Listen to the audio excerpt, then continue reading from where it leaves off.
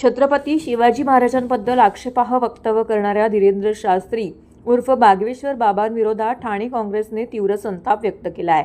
शिवरायांचा अपमान करणाऱ्यांना महाराष्ट्रात स्थान नाही असा इशारा देत काँग्रेस कार्यकर्त्यांनी आक्रमक भूमिका घेतली आहे। या प्रकरणात मंचावर उपस्थित असूनही कोणताही विरोध न दर्शवणारे मुख्यमंत्री देवेंद्र फडणवीस आणि केंद्रीय मंत्री नितीन गडकरी यांच्यावरही काँग्रेसने थेट निशाणा साधलाय आणि भूमिका संशयास्पद असल्याचा आरोप केलाय। महाराष्ट्र प्रदेश काँग्रेस कमिटीचे अध्यक्ष हर्षवर्धन सकपाळ यांच्या आदेशानुसार ठाणे काँग्रेस जिल्हाध्यक्ष विक्रांत चव्हाण यांच्या नेतृत्वाखाली काँग्रेस जिल्हा मध्यवर्ती कार्यालय ठाणे येथे निदर्शने करण्यात आली। यावेळी बोलताना विक्रांत चव्हाण यांनी कडक इशारा दिला आहे की छत्रपती शिवाजी महाराज हे आमच्या अस्मितेचे प्रतीक आहेत। त्यांच्याबद्दल अवमानकारक वक्तव्य करणाऱ्या बागेश्वर सारख्या भोंदूला आम्ही अजिबात खपवून घेणार नाही। यामागे कोणाचे आशीर्वाद आहेत याची सखोल चौकशी झालीच पाहिजे।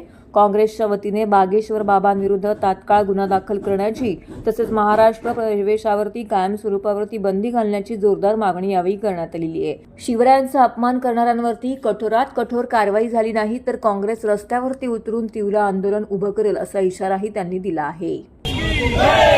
छत्रपती शिवाजी महाराज की काँग्रेस पक्षाचा काँग्रेस पक्षाचा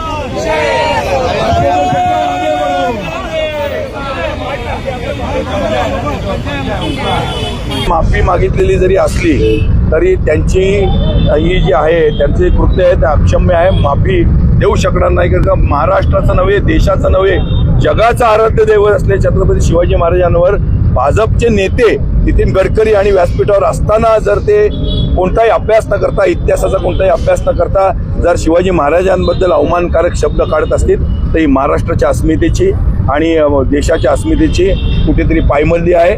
म्हणून असे जे बाबा जे स्वयंघोषित बाबा आहेत, ज्यांना बाबा उद्या मी पण बाबा होईल, हे बाबांच्या मागे लागून हे भाजप सरकार पागल झालेलं आहे। पहिला रामदेव बाबा आला, नंतर आसाराम बापू आला, नंतर मग श्री रविशंकर आला, आता खोरात बाबा आला आणि आता हा काय बागेश्वर बाबा।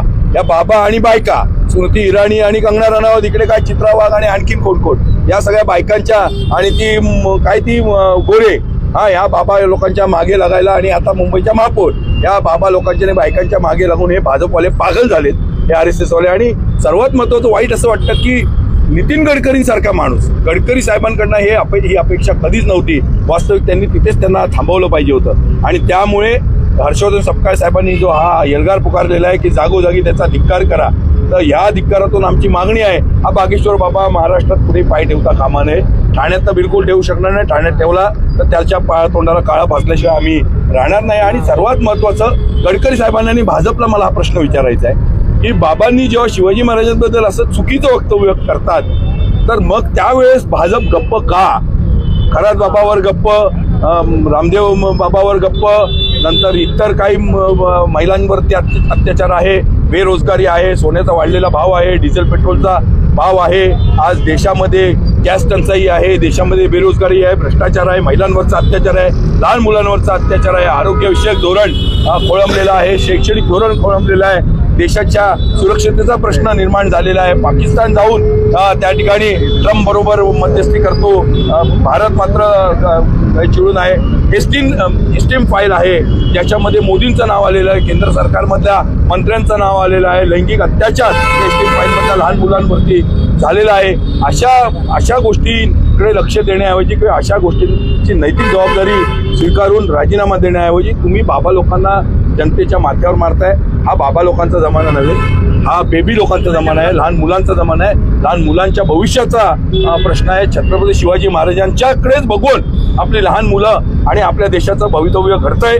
छत्रपती शिवाजी महाराजांची जो कल्चर होता, जी संस्कृती होती, जी शिकवण होती, ती लहान मुलांना शिकवण्याऐवजी जे छत्रपती शिवाजी महाराज असतील, इतर आपले जे नेते असतील, इतर आपले जे ऐतिहासिक लीडर असतील, स्वातंत्र्य सेनानी असतील, पंडित नेहरू असतील, महात्मा गांधी असतील, सरदार वल्लभभाई पटेल असतील, शहीद भगतसिंग असतील, यांची शिकवण देण्याऐवजी जर बाबा लोकांच्या मागे लागून ते भाजप सरकार पागल झालेलं आहे। खरातमध्ये चाकणकर ताईला वाचवायचा प्रयत्न चालू आहे, सुनील तटकरेंना वाचवायचा प्रयत्न चालू आहे। या खरात प्रकरणाने संपूर्ण देशाची पायमल्ली आणि महाराष्ट्राचं हे मलिन केलेलं आहे। शिंदे सरकारचे कितीतरी मंत्री याच्यामध्ये गुंतलेले आहेत, स्वतः शिंदे सरकारचे फोन या खरात बाबाला गेले आणि यामुळे लक्ष विचलित करण्यासाठी मग कुठेतरी आरक्षणाचा मुद्दा आणतात, धनगर समाजाचा मुद्दा आणतात, मराठ्यांचा आरक्षणाचा मुद्दा आणतात, ब्राह्मणवाद उपाळून आणतात आणि आता हा बाबा म्हणजे कुणीकडून देशाचं लक्ष ह्या सर्व जटिल प्रश्नांपासून विचलित करून निवडणूक आयोगाला हाताशी धरून, न्यायालयाला हाताशी धरून,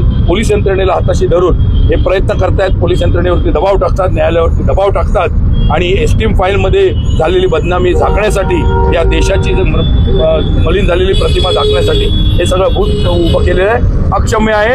आम्ही असल्या बाबा लोकांना आणि जोपर्यंत अशी कृत्य घडत राहणार तोपर्यंत काँग्रेस नेहमी रस्त्यावरती उतरून याचं आंदोलन करणार आणि लोकांमध्ये जागरूकता पसरवणार.